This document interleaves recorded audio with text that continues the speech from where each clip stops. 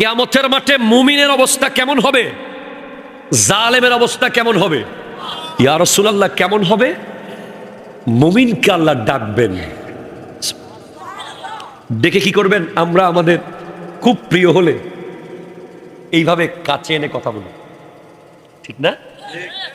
একটু কম প্রিয় হলে দূর থেকে কথা বলি, কেমন আছেন, ভালো আছেন। খুবই কাছের বন্ধু হলে আস্তে করে উপরে হাত দিয়ে কাছে নিয়ে আসি। হাদিসে আছে মুমিনদেরকে আল্লাহ সেইভাবে একটা চাদরের ভিতরে নিয়ে আসবেন, এনে কানে কানে বলবেন, তোমার কি মনে আছে ওই গুনার কথা? কেউ না শুনে মতো বলবেন।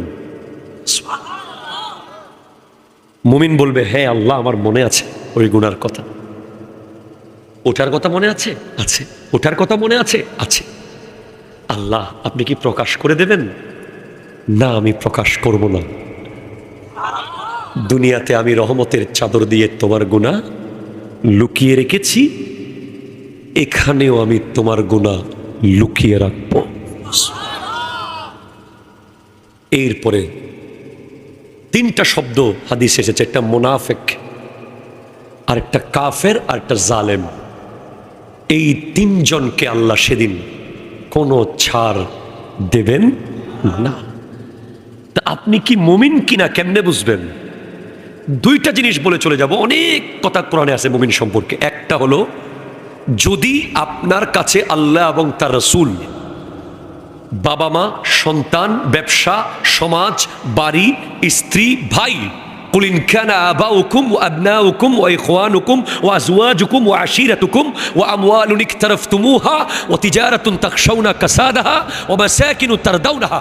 আটটা জিনিসের চেয়ে আল্লাহ এবং রসুল বেশি প্রিয় হয়, নিজের জীবনের চেয়েও যদি আল্লাহ রসুল বেশি প্রিয় হয়, আপনি মুমিন। যদি না হয় আপনি মুমিন নন। দুই, সব সময় যদি এটা মনে করতে পারেন কেউ দেখুক আর না দেখুক আল্লাহ দেখছে। খেতে খেতে বসেছেন, বলছেন, যাচ্ছেন, হাঁটছেন, চলছেন, 24 ঘন্টার জিন্দেগিতে একটা কথা যদি মনে করেন কেউ দেখুক আর না দেখুক আল্লাহ দেখছে, আপনি মুমিন। জালেম সে যেই হোক, সে যত বড় হোক, তার পতন হয়ে যাবে, কোনো সন্দেহ নাই। আল্লাহ বলছেন, ফালা তাহসাবান্নাল্লাহা গাফিলান আম্মা ইয়ামালুজ জালিমুন। তারা কি মনে করে আল্লাহ জালিমদের জুলুম সম্পর্কে গাফেল? আল্লাহ জানে না নাকি? আল্লাহ জানে, আল্লাহ সব দেখে। আল্লাহ ছাড় দেয়, ছেড়ে দেয় না। ঠিক কিনা কথা বলেন? ছেড়ে দেয় না। জালেম, নবীজি স্পষ্ট বলেছেন, ইত্তাকু যুলমা ফাইন্না যুলমা যুলুমাতুন ফি ইয়াউমিল কিয়ামা। জুলুম থেকে নিজেকে রক্ষা, আল্লাহকে ভয় করো। জুলুম কিয়ামতের মাঠে তোমার চারপাশে অন্ধকার করে ফেলবে। 12 সূর্যের পরিমাণ আলো যেখানে থাকবে, সেখানে জুলুম তোমার চারপাশটাকে অন্ধকার করে ফেলবে। জুলুম আপনার ঘরের ভিতরে হচ্ছে কিনা খেয়াল করবেন, আপনার দোকানে হচ্ছে কিনা খেয়াল করবেন, আপনার বাজারে হচ্ছে কিনা খেয়াল করবেন, আপনার অফিসে হচ্ছে কিনা খেয়াল করবেন, আপনার অধস্তন কর্মকর্তার সাথে হচ্ছে কিনা খেয়াল করবেন। জুলুম শুধুই জুলুম, এটার কোনো ব্যাখ্যা থাকতে পারে না। মজলুম আর আল্লাহর মাঝখানে কোনো পর্দা নাই। মজলুমের বদদুয়া কবুল করে কে? আরো জোরে বলেন, কে? ওয়ালা নাবলুওয়ান্নাকুম বিশাইইম মিনাল খাউফ। সুবহানাল্লাহ। আল্লাহ পরীক্ষা করবেন ভয় দিয়ে। কি দিয়ে? আরো জোরে, কি দিয়ে? অবশ্যই পরীক্ষা হবে। ভয়। আপনাকে একটু আগে যে আমাদের বক্তা ভাইজান বলেছেন যে ফজরের নামাজ যেদিন মুসলমানরা সবাই একসাথে পড়তে আসবে জুমার মতো, সেদিন ইসলামের বিজয় হবে। তখন আমার মনে পড়লো আমি এই কথাগুলো বলবো। আপনি যদি এখানে এখন থেকে নামাজ শুরু করে 3 দিন লাগাতার নামাজ পড়েন, আপনাকে কেউ গুলি করবে? আপনার উপরে কেউ মিসাইল মারবে? Grenade, rocket launcher? না। এরপরেও আপনি মসজিদে আসেন না। অথচ ফিলিস্তিনের বাচ্চারা ফিলিস্তিনের মানুষ কেন মারা যাচ্ছে? হয় কেন? প্রশ্ন আসবে, নামাজ পড়তে চাই বলে।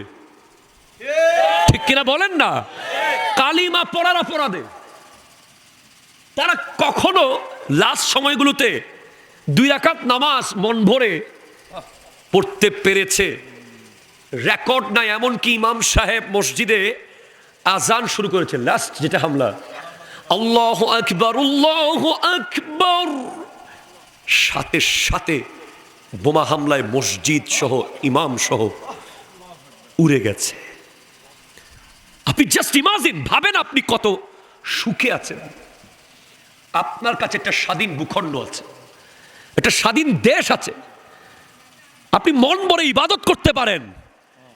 এরপরও আপনি আসেন না মসজিদে, আপনি মন ভরে সিজদা করতে পারেন, এরপর আপনি আসেন না মসজিদে। ফিলিস্তিনের বাচ্চাদেরকে জিজ্ঞেস করেন না আমরা আমরা কেমন মুসলমান আর তারা কেমন মুসলমান। তাদের ঈমান, তাদের ইবাদত, তাদের কুওয়াত, তাদের ইস্তেকামত, তাদের সবর, তাদের শুকর, এগুলোর সামনে আমরা জিরো পাবো না। ঠিক কিনা? কথা জোরে বলেন। জিরো পাবো না, জিরো। আমি নিজে পাবো না, মাইনাস থাকবে শুধু। তাদের সামনে দাঁড়ানোর মতো ক্ষমতাবান ইমানদার বিশ্বে এখন কম, খুঁজে পাওয়া যাবে না। আপনি শুধু ফিলিস্তিনের যুদ্ধ হয়েছে এটার জন্য বিক্ষোভ মিছিল করছেন, যাচ্ছেন, সব ঠিক আছে, কিন্তু ইটস এ লেসন। ফিলিস্তিন is an university now for all believers. সমস্ত মুসলিম উম্মার জন্য এখন বিধ্বস্ত গাজা একটা ইউনিভার্সিটির মতো। এখান থেকে শেখার অনেক কিছু আছে। আমাদের বাসখালী বা আমার রাউজানে যদি কোনো একটা এরকম কিছু হয়, আমি এলাকা ছেড়ে চলে যাব। ঠিক কিনা বলেন? জীবন বাঁচাতে আমি অন্য এলাকায় চলে যাব। কিন্তু গাজার মানুষ যাচ্ছে না কেন? মসজিদ আকসার আশেপাশে মানুষগুলো কোথাও যায় না কেন? রোহিঙ্গারা বাংলাদেশে চলে এসেছে, তারা যাওয়ার বহু রাস্তা আছে, তারা যাবে না। তাদেরকে বলা হয়েছে কেন? বলে হাযা আরদুন নবী সাল্লাল্লাহু আলাইহি ওয়াসাল্লাম ওয়ালাযিম আলাইনা আন নুহিব্বা হুব্বান কাসীরা আল আরদ আল মসজিদ আল আকসা হাযা শাইরুল্লাহ।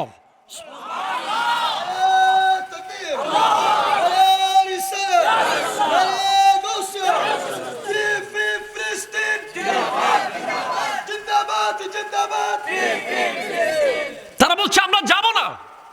আমি আপনাকে ইমানের তাকত বুঝাচ্ছি, কতটুকু ইমানদার একজন মানুষ হতে পারে। এটা স্কেল কোন লেভেলে হতে পারে। আমরা 10 টাকা দিলে অমুকের, 20 টাকা দিলে অমুকের। কথা বলেন, কথা বলেন, কথা বলেন। ভুল হলে ভুল বলে দেবেন। 30 টাকা দিলে আরেকজনের, 40 টাকা দিলে আরেকজনের। আর ওনাদের ইমানের স্কেল দেখেন। ফিলিস্তিনের মাকে জিজ্ঞেস করা হয় কেন বাচ্চা জন্ম দেন? আরে মেরে ফেলবে। জানেন বাচ্চা জন্ম দেওয়ার মতো সিকিউর রুম নাই, ওয়াশরুম নাই, এর পরেও সন্তান জন্ম দেয়। কেন? কেন? কিভাবে পালবেন? কেন ইব্রাহিম আলাইহিস সালামকে পালছে না ওনার মা?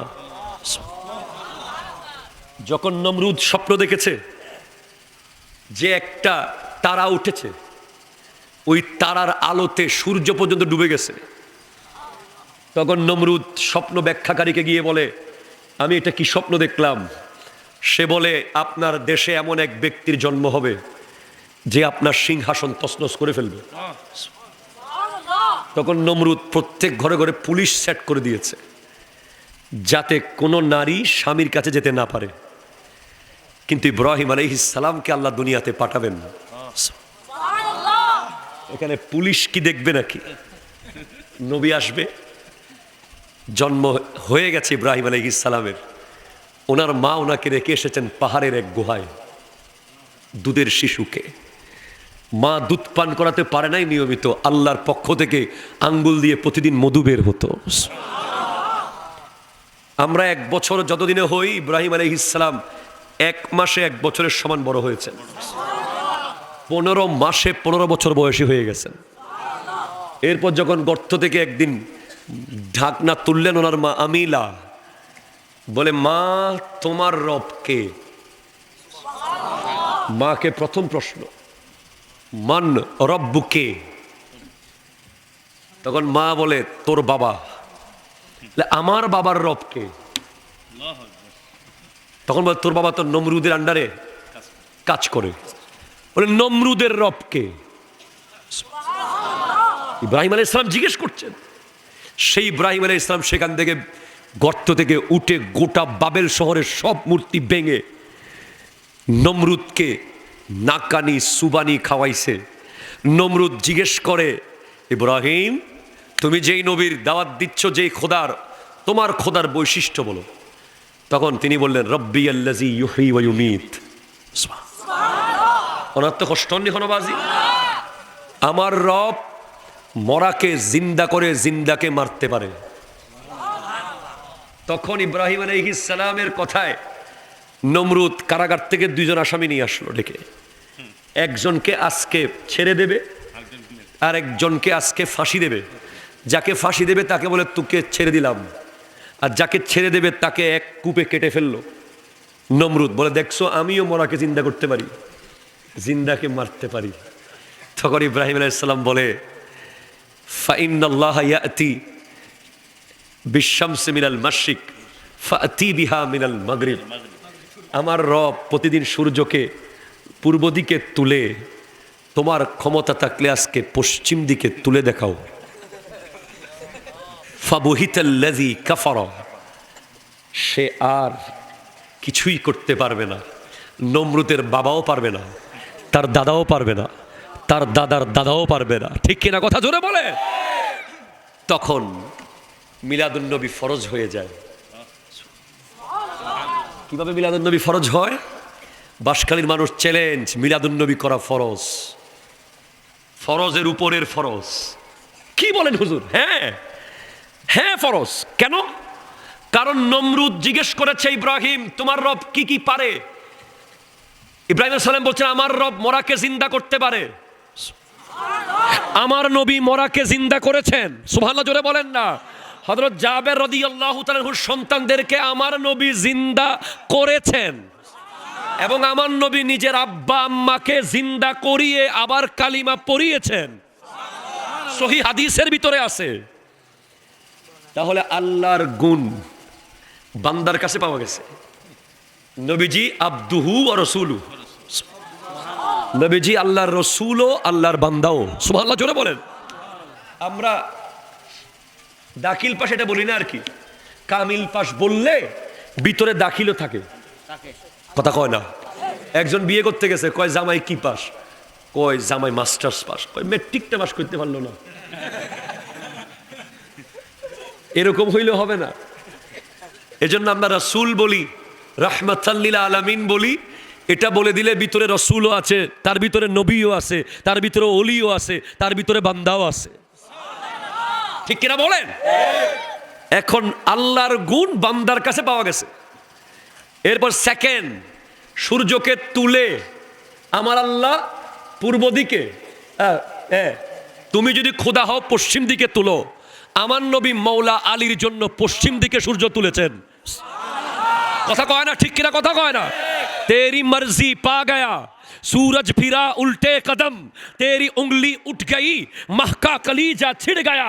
সূর্য, মুসলিম শরীফের হাদিস, সূর্য প্রতিদিন ডুবে গিয়ে, বলেন সুবহানাল্লাহ। এটা তো আমার প্রশংসা না, এটা তো হুজুরদের প্রশংসা না, এটা আল্লাহর প্রশংসা।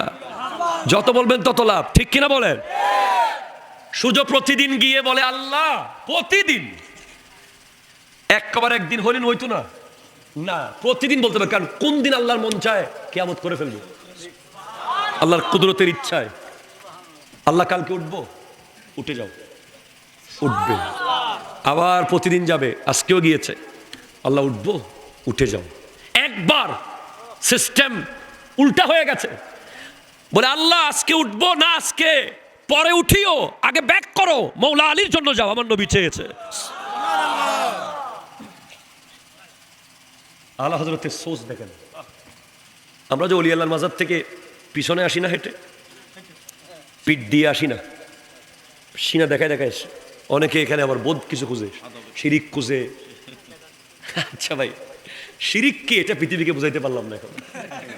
চুমু দেওয়া নাকি শিরিক, ফুল দেওয়া নাকি শিরিক? ভাই শিরিক হলো যেটা আল্লাহর জন্য করা যায়, এটা বান্দার জন্য করা শিরিক।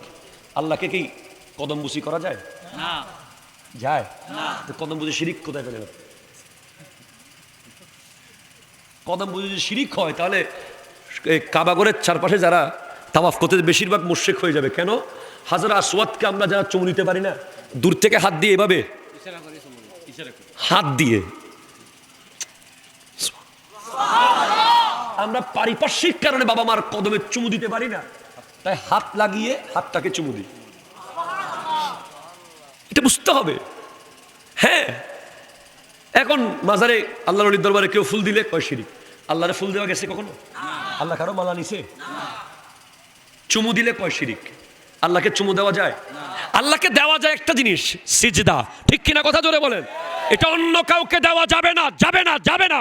আল্লাহ ছাড়া কাউকে সিজদা করা যাবে না। ঠিক কিনা কথা বলেন, হাত তুলে বলেন ঠিক কিনা বলেন। কোনো আবেগ চলবে না, স্ট্রেট ফরওয়ার্ড ফতোয়া, ক্লিয়ার। সিজদা একমাত্র কার? আরো জোরে কার? আজকে উরসের মাহফিলে আসার আগে আমি যেখানে উরসের মাহফিল হয় আগে খবর নিই। আপনারা জানেন না, এখানে লোক পাঠাইছি আমি। কারণ বাংলাদেশে উরসের নামে, মাজারের নামে যেই পরিমাণ ভণ্ডামি শুরু হয়েছে, এগুলোকে দূর করা আমাদের ইমানি দায়িত্ব। ঠিক কিনা? এগুলো মারেফত না মায়ের পথ। ওরসের মধ্যে নারী গায়কের গায়িকার কাজ কি? কথা বলেন, কথা বলেন। ওরসের মধ্যে মেলা কেন হবে? ওরসের মধ্যে নাগর দোলা কেন থাকবে? ওরসের মধ্যে লিপস্টিকের দোকান কেন থাকবে? ওরসের মধ্যে তাফসিরুল কোরআন মাহফিল হবে, নবীর জিন্দেগির আলোচনা হবে, ওলি আল্লাহর জীবনী হবে। এর বাইরে রং তামাশা, উঠা বসা, নাচ গান, লিপস্টিকের দোকান দেখলে তাদের কলিজা ভেঙে দিতে হবে। ঠিক কিনা? হাত এসব ভণ্ডদের কারণে আমাদেরকে এখন মানুষ বলে ভণ্ড। কই আমি তো ভণ্ডামি করি নাই, স্ট্রেট ফরওয়ার্ড। আমরা হক্কানি ওলি আল্লাহর গায়ে টাচ করলে যুদ্ধে নামতে প্রস্তুত থাকব। আবার ভণ্ডদের পক্ষে কথা বললে তাদেরকে আমরা ছাড়বো না। ঠিক কিনা কথা বলেন। মাজার ভাঙিয়েন না, মাজারের ভিতরে গাজাটির কলিজা ভাঙি দেন। মাজারের চারপাশে, মাজারের আশেপাশে যারা ভণ্ডামি করে তাদেরকে বন্ধ করেন। মাজার ভেঙে লাভ কি? ঠিক কিনা বলেন। মাজার ভাঙবেন না। মাজারের অনেক প্রয়োজন আছে বাংলাদেশে। মাজার না থাকলে লক্ষ লক্ষ যুবক নষ্ট হয়ে যেত। এটা বুঝাই দিব পরে সুযোগ হলে, অনেক লম্বা কথা, আমাকে যেতে গা হবে। বিরক্ত হচ্ছেন না তো? শেষ যেখানে ছিলাম না আসি। আল্লাহর গুণ বান্দার কাছে পাওয়া গেছে। কি কি পাওয়া গেছে? মরাকে জিন্দা করা, সূর্যকে পশ্চিম দিকে তোলা। এখন নবী কি আল্লাহ হবে? সম্ভব কোনোদিন? নবী মখলুক, আল্লাহ খালেক। ঠিক কিনা কথা বলেন। নবী সৃষ্টি, আল্লাহ স্রষ্টা। নবী ক্রিয়েশন, আল্লাহ ক্রিয়েটর। ঠিক কিনা কথা বলেন। এই মাঝখানের পার্থক্য হলো লাম ইয়ালিদ ওয়ালাম ইউলাদ। আল্লাহ কাউকে জন্ম দেয় না, কারো থেকে জন্ম নেয় না। আমার নবী মা ফাতেমাকে জন্ম দিয়েছেন, মা আমেনা থেকে জন্ম নিয়েছেন। এখন জন্ম যে নিছেন, এই ইতিহাস যে কোনো মুহূর্তে মুছে যেতে পারে। অলরেডি বহু জায়গায় মুছে গেছে। বাংলাদেশে এমন এমন দরবার আমি চিনি যেখানে পীররা মুরিদকে হয় আর নবী বেরি আল্লাহ। নাউজুবিল্লাহ জোরে বলবেন না কেন? বাংলাদেশের শিয়া সম্প্রদায়, শিয়া যারা হযরতে মাওলা আলীর ব্যাপারে বলে জিবরিল আমিন এসেছিল নাকি আলীর কাছে, চেহারা ভুল করে চলে গেছে নবীর কাছে। এই কথা লক্ষ লক্ষ মানুষ মানে। এরপর হযরতে ঈসা আলাইহিস সালামকে আল্লাহর পুত্র বলে একদল, এটাও তারা মানে। কালকে বাদে পরশু আপনি যদি মিলাদুন নবীর ইতিহাস আস্তে আস্তে না করতে মুছে ফেলবে, একদিন বলবে যে আল্লাহ বেরি নবী, নবী বেরি আল্লাহ। এই কঠিন শিরিক থেকে বাঁচতে হলে মিলাদুন নবীর প্রোগ্রাম করা ফরজ। ঠিক কিনা কথা বল। কোনো উপায় নেই, করতেই হবে, যাতে আপনার প্রজন্ম জানে যে মিলাদ জন্ম, নবীর জন্ম নিয়ে এসেছে। আমরা সিরাত করি মিলাদের ভিতর দিয়ে। ঠিক কিনা বলেন না? সিরাত হলো ছোট্ট একটা অংশ শুধু। মিলাদ যদি না হয় সিরাতের কোনো অস্তিত্ব থাকবে না। এজন্য আমরা সিরাতুন নবীও করি। সিরাতুন নবী আমরা মিলাদুন নবীর ভিতর দিয়ে করি, ঠিক কিনা কথা বলেন? যে একটু আগে বললাম মাস্টার্স করে ফেললে দাখিল ভিতরে থাকে, সেভাবে মিলাদুন নবী করে ফেললে সিরাতুন নবীর ভিতরে থাকে। আল্লাহ বোঝার তৌফিক দান করুক, আমিন জোরে বলেন। তো ইব্রাহিম আলাইহিস সালামকে যেভাবে আল্লাহ গর্তের ভিতরে বড় করেছেন, এই ঈমান, এই আকীদা, এই শান ফিলিস্তিনের মানুষ বুঝেছে। তাদের মহিলারা বলে জন্ম দিয়ে যাব, বোম মারুক, একদিন না একদিন আমাদের কারো পেট থেকে সালাউদ্দিন আইয়ুবীর জন্ম হয়ে যাবে, ওমর ইবনুল খাত্তাবের জন্ম হয়ে যাবে, হযরতে খালিদ বিন ওয়ালিদের মতো একজন বীর যোদ্ধার জন্ম হবে, সেই আশায় জন্ম দিতে থাকব।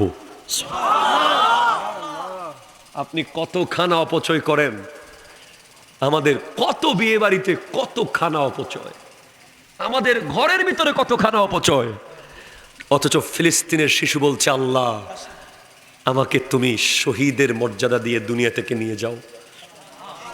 বলে কেন? শুনেছি জান্নাতে অনেক খানা আছে। কতদিন তারা খানা চোখে দেখে নাই। রমজান মাসে তারা ঘাস খেয়ে খেয়ে সেহরি করেছে, ঘাস পানিতে ভিজিয়ে ভিজিয়ে ইফতার করেছে। আপনি বলেন কত সুখে আপনি আছেন। আপনার ঘরের চালে পানি পড়ুক, আপনার ঘরটা তো আছে। আপনি 3 বেলা খেতে না পারেন, 1 বেলা তো খেতে পান। আপনি ভাত চোখে দেখেন নাই, এমন কোনো দিন নাই আপনার জীবনে। আপনি রুটি চোখে দেখেন নাই, এমন কোনো দিন আপনার ইতিহাসে নাই। অথচ আজ গাজার লক্ষ লক্ষ মানুষ, কোনো ঘর বাড়ি নাই, কোথায় থাকতেছে? বিছানা তো প্রশ্নই আসে না, ফ্যান তো প্রশ্নই আসে না, লাইট তো চিন্তায়ও আসে না। ড্রোন দিয়ে মেরে মেরে যেদিকে হাঁটতে দেখতেছে সেখানে ড্রোন দিয়ে মেরে ফেলতেছে ইসরায়েল।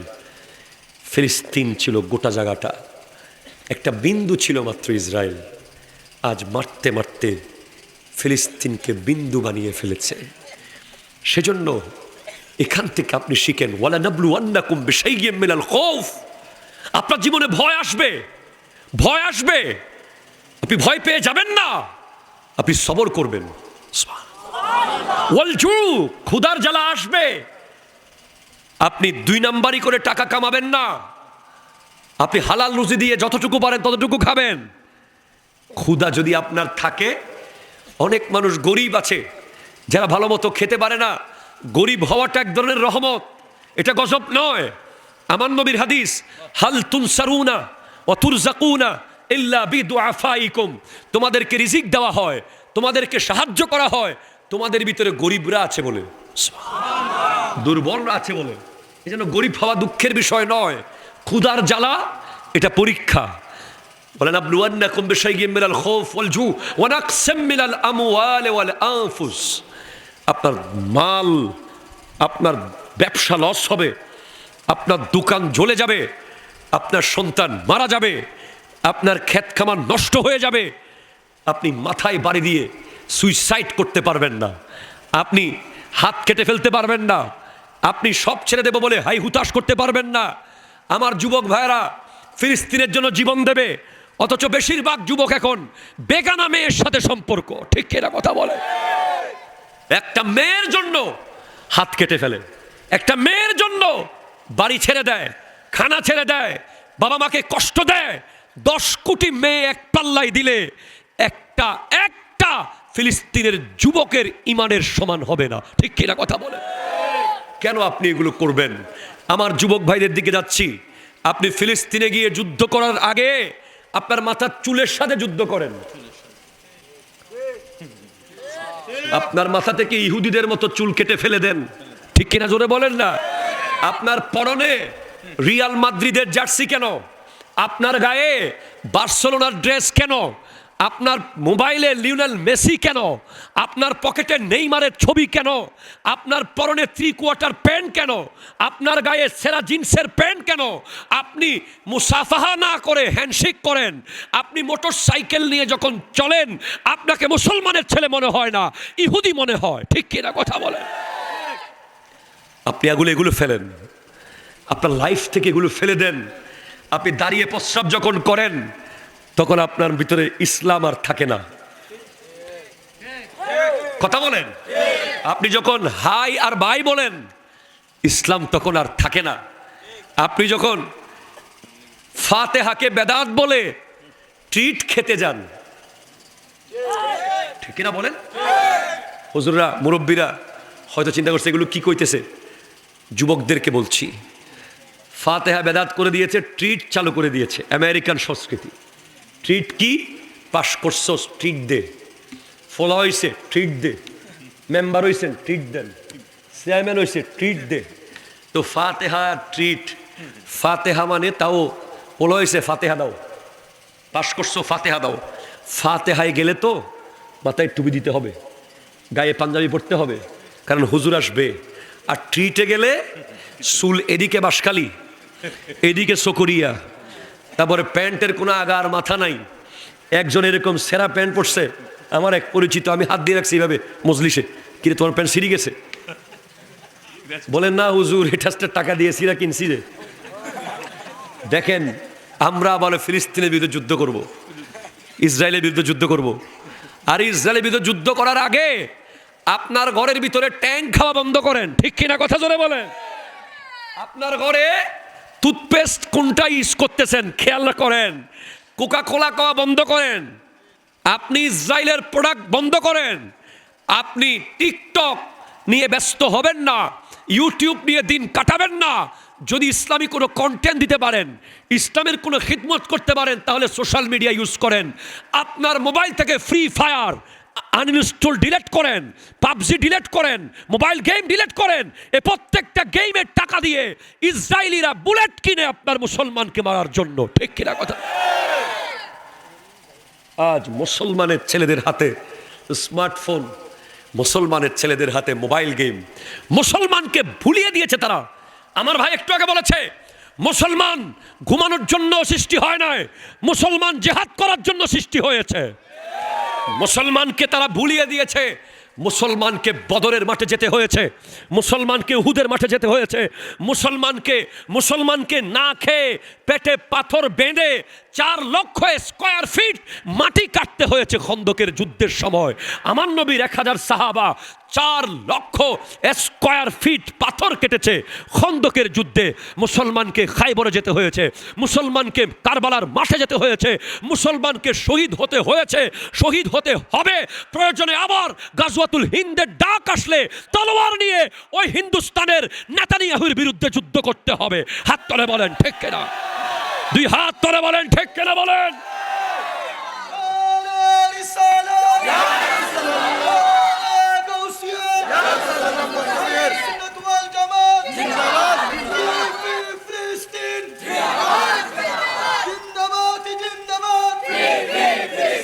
তারা জানে মুসলমান এমন এক জাতির নাম, এমন এক ধর্মের নাম ইসলাম, যেটার অনুসারীরা কোনো মিসাইলকে ভয় পায় না, কোনো গ্রেনেডকে ভয় পায় না। তার প্রমাণ দেখেন আপনি ফিলিস্তিনে।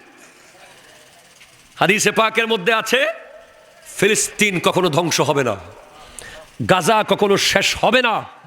এটা সহিহ হাদিস। আমার নবী ভবিষ্যৎবাণী দিয়েছেন যে এমন একটা দল ইসলামের উপরে থাকবে যারা শেষ পর্যন্ত হকের উপরে থাকবে। তাদেরকে অত্যাচারের উপর অত্যাচার করা হবে, কিন্তু শত্রুর বিরুদ্ধে তারা শুধু চেহারা দেখাবে, শত্রু ভয় পাবে। সাহাবায়ে কেরাম জিজ্ঞেস করেছেন তারা কোন জায়গায় থাকবে। আমার নবী জানিয়েছেন তারা মসজিদে আকসার আশেপাশে থাকবে। আপনি মুসলমান কোনো গ্রেনেডকে ভয় পায় না। ওই ভারতের মুস্কান, আমাদের বোন, যখন তাকে নেকাব হিজাবের জন্য গেরুয়ারা দৌড়াচ্ছিল, সে শুধু বলেছিল আল্লাহু আকবার। আল্লাহু আকবারের আওয়াজে প্রস্রাব পায়খানা দেওয়ার অবস্থা হয়েছে, ঠিক কিনা কথা জোরে বলেন। আমরাও মুসলমান। আপনাদেরকে আমাদেরকে এখন মোবাইল গেম দিয়ে, ফুটবল দিয়ে, ক্রিকেট দিয়ে, নাটক দিয়ে, সিনেমা দিয়ে ঘুম পাড়িয়ে রেখেছে, ঠিক কিনা বলেন। আমরা ঘুমাচ্ছি, ওদিকে ইসলামের গোড়া কেটে ফেলতেছে। হ্যাঁ, আজকে থেকে মাত্র 10 বছর আগেও, 5 বছর আগেও আমাকে মোনাজাতের দলিল দিতে হয় নাই, জানাজার পরে দোয়ার ব্যাপারে বহস করতে হয় নাই। তারাবির নামাজ নিয়ে কথা বলতে হয় নাই, ঠিক কিনা জোরে বলেন না। হায় হায় হায়, যখন অশিক্ষিত ছিলাম আমরা, আমাদের বাপ দাদারা যখন, মুরব্বীরা যখন দিন মজুদ ছিল, কৃষক ছিল আমাদের, তখন এশার নামাজ ছিল 17 রাকাত, ঠিক কিনা বলেন। এখন যত শিক্ষিত হয়েছি, এশার নামাজ এখন হয়ে গেছে 9 রাকাত। কথা কোন না, ঠিক কিনা বলেন না।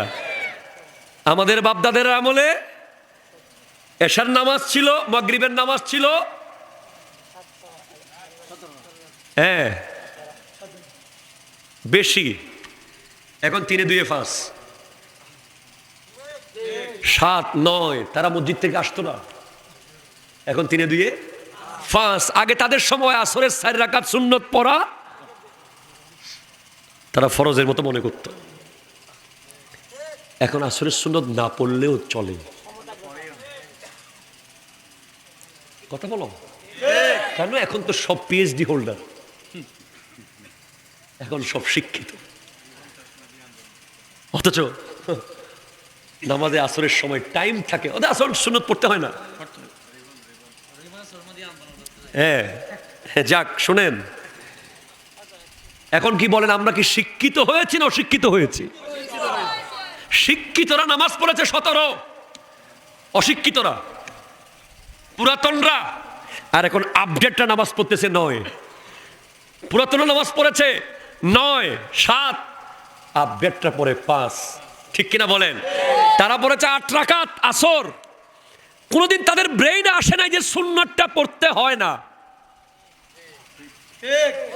কথা বলো দশিম, কথা বলো। এটা তাদের ব্রেইনেই কোনোদিন আসে নাই যে আসরের সুন্নাত পড়তে হয় না। আমাদের বাপ দাদারা আসরের সুন্নতকে তারা ফরজের মতো মনে করেছে, আর আমরা এখন শুধু কাটাকাটিতে আসি,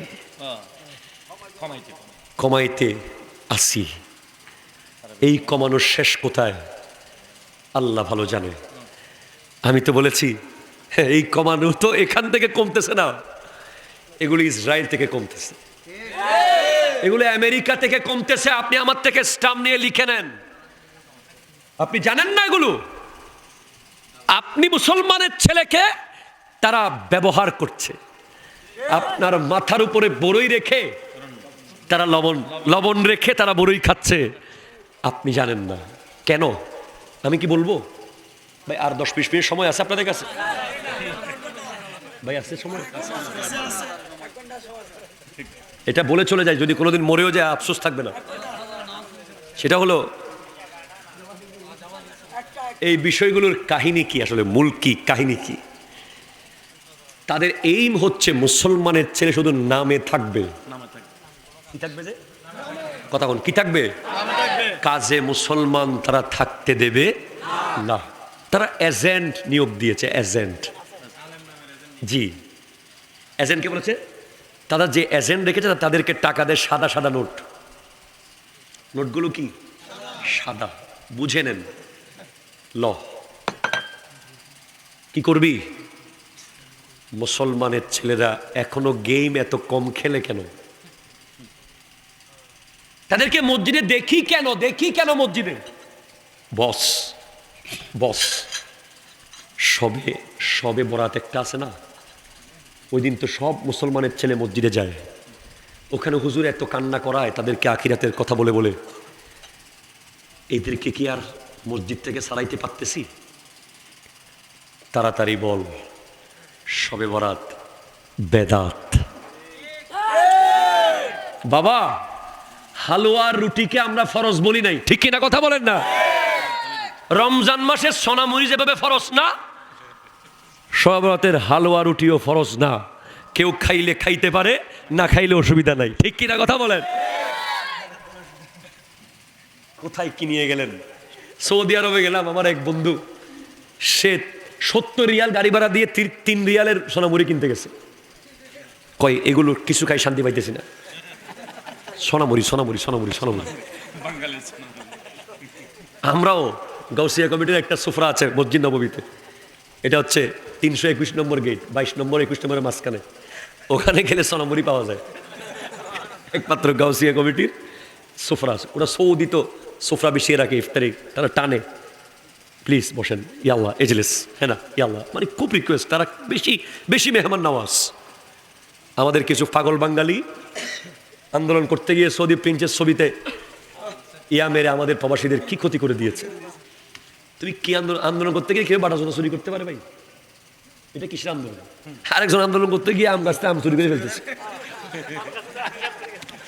লজ্জায়। এখন কি আমি বলতে পারবো সে আমার না? তার মাথায় তো টুপি, কথা কোনো ঠিক কিনা বলেন? তার গায়েও পাঞ্জাবি, গেছে আন্দোলন করতে, এখানে চুরি করতেছে আম। বিবি বলছে না কি হয়তো আমের আচার বানাইতে হবে, কিছু কাঁচা আম ব্যবস্থা করো, সব ঢাকা শহরে তো আম নাই। না, আমরা স্ট্রেট ফরওয়ার্ড মাইকে বলে দিব, আল্লাহর ওয়াস্তে কেউ বাড়া জোতা চুরি করিয়েন না, কেউ আম চুরি করিয়েন না, কেউ কোনো দেশের রাজা প্রিন্সের ছবিতে আঘাত করিয়েন না, প্রবাসীদেরকে বাঁচাতে হবে। ঠিক কিনা কথা জোরে বলেন?